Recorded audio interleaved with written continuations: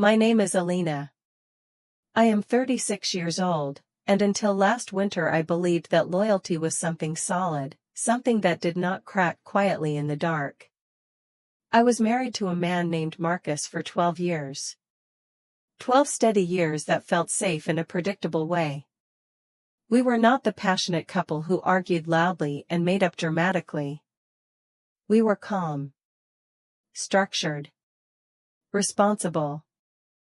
We built routines instead of fireworks. We owned a small bookstore near the river, the kind of place where wooden shelves reached the ceiling and soft yellow lamps made everything look warmer than it really was. People said our store felt like comfort. They said it felt honest. I used to smile proudly when they said that. I believed it represented us. Marcus handled the finances. He loved numbers, spreadsheets, projections. I handled the customers, the events, the conversations about books that lasted longer than they should have. I loved stories. I loved watching people fall in love with stories. I thought our marriage was like that too, quietly meaningful, deeply rooted, stable. When business slowed down last December, Marcus told me not to worry. It's seasonal, he said. January is always slow. He spoke with the confidence of someone who had the answers, and I trusted him because I always had. Then one evening, after closing the store, I was cleaning the counter when the tablet lit up with a payment notification. It was a bank transfer. A large one. The name attached to the transfer meant nothing to me. I assumed it was a supplier at first, but something about the frequency made me uncomfortable. I casually asked Marcus about it while we were having dinner. He paused. Just for half a second. But when you know someone for 12 years, you recognize hesitation like a language. New supplier, he said quickly.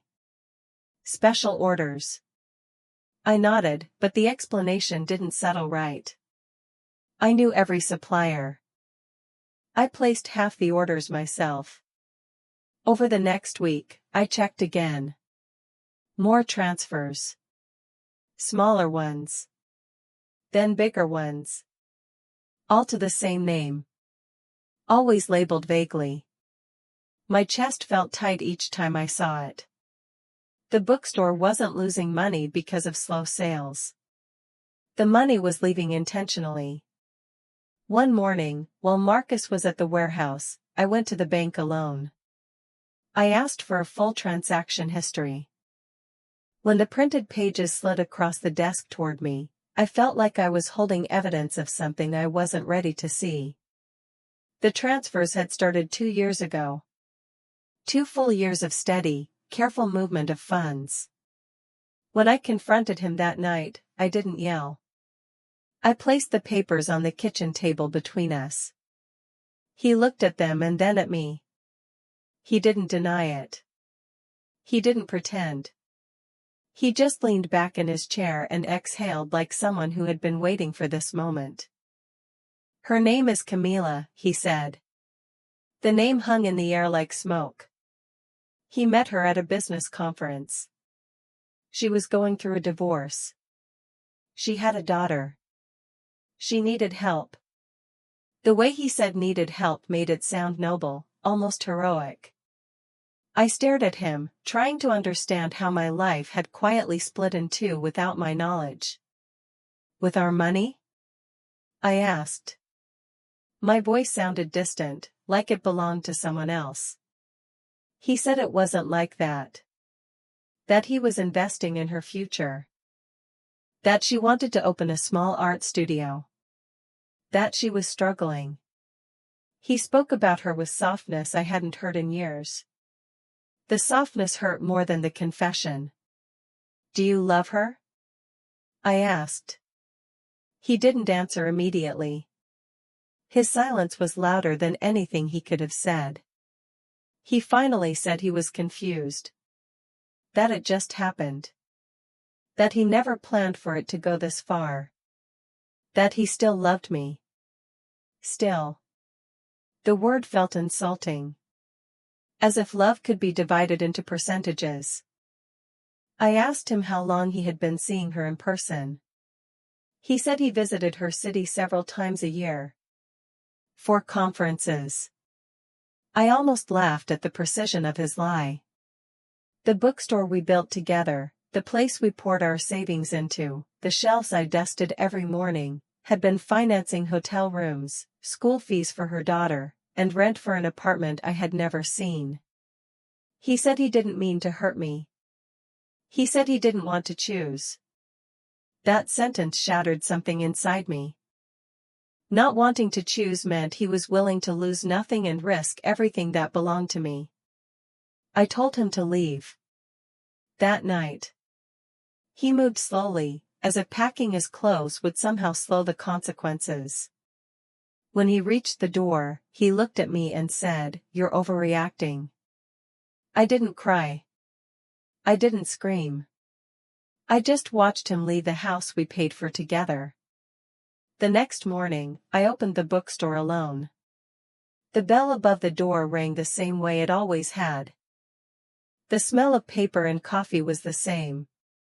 Customers came in and smiled like nothing had changed. But I knew the truth. The remaining balance in our account was dangerously low. Marcus hadn't just betrayed me emotionally. He had put the entire business at risk. That afternoon, sitting behind the counter, I searched for Camila online. It didn't take long. Her profile was public. She posted pictures of paintings, soft landscapes in pastel colors. There were photos of her daughter, maybe 8 years old, smiling brightly at the camera.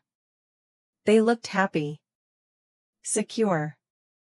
I wondered what she believed about Marcus.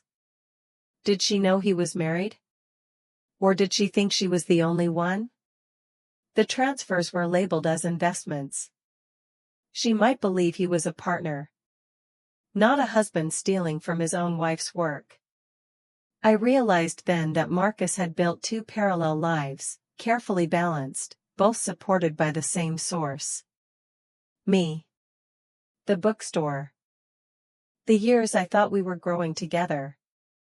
I felt anger rise slowly, not explosive but steady and sharp. He had not only lied. He had underestimated me. He thought I would accept confusion. Accept division. Accept silence. I closed the store early that evening. I sat alone on the wooden floor between the shelves and let the weight of it settle.